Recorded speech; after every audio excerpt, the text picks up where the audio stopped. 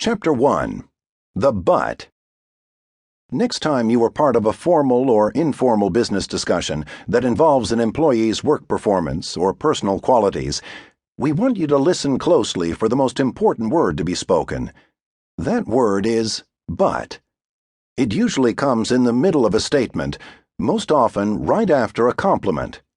As soon as but is uttered, people lean forward in their chairs in anxious anticipation to hear what imperfection or affliction one of their colleagues may have. This is what we're talking about. Jim is a great marketer, but he can't close the deals. Rachel works hard, but she can't prioritize. Larry is a great producer, but he's a lousy manager. Stephen is an effective individual performer, but he doesn't leverage the network. Samantha is good at tasks, but she is not a strategic thinker. Lisa has plenty of IQ, but she has no EQ whatsoever. Right now you are saying, "Oh, I get it, but that's a really clever word," and you're right. People say that all the time when they talk about other people at work. There's more to this little word, however, than meets the eye. We don't know what your butt looks like, and we certainly don't know how big it is. We also don't know what your colleagues' butts look like or how big they are. We do know, however, that you and your teammates have butts, because everyone we have ever met has at least one. Our mission is to help you find your butt. We will make you stare at your butt and show you the butts of your coworkers. We'll discuss your butt and help you get your hands firmly around it so that you can control it. Then we are going to give you some proven tools and methods to shrink your butt so that you have the smallest one among all of your peers. We have heard countless excuses and whining from people who are not progressing in their careers.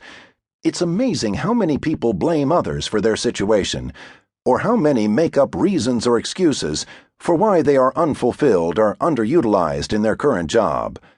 Some of our favorite pathetic excuses: "I don't manage up well," "I refuse to kiss ass," "Promotions are political," or "Only diversity candidates were considered for that assignment." These ideas allow people to feel better about themselves. They are, however, merely excuses for failure that mask the truth. Let's start with a very common but that is well known in almost every office. We're sure you can name a few colleagues with this particular affliction. Butt break. The talker. Cassandra is really smart, but she never shuts up.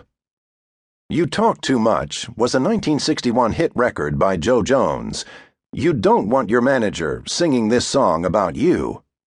People who talk too much make their managers worry they will screw up a client presentation or suck the energy out of the next management committee meeting. If you speak a lot more than you listen, you most likely have a problem. In fact, you may even have a nickname like Chatty Cathy or Mr. Blah Blah Blah. Every company has someone who has perfected the art of talking long after everyone else has stopped listening. This but is particularly annoying if the person talks mostly about himself or herself. Once the talker gets on a roll, they're like the bus in the movie Speed. No matter how many times you try to knock their chatter off the road, somehow it just keeps going. How is it that they can talk so much and say so little? And when they do it with clients, you have to muster every ounce of composure to stop yourself from strangling them.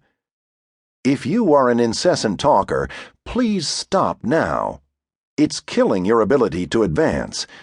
Self-awareness is one of the most important qualities of a leader, and talking too much is the surest sign you lack that important quality. You may not be the #1 motor mouth in your office, but if you are ranked in the top 10%, we guarantee it's holding you back. In the history of mankind, no one has ever learned anything while they were talking. If you are presenting, take a breath every so often, look around, and see if your audience is with you or simply sleeping with their eyes open. Early in Joe's career,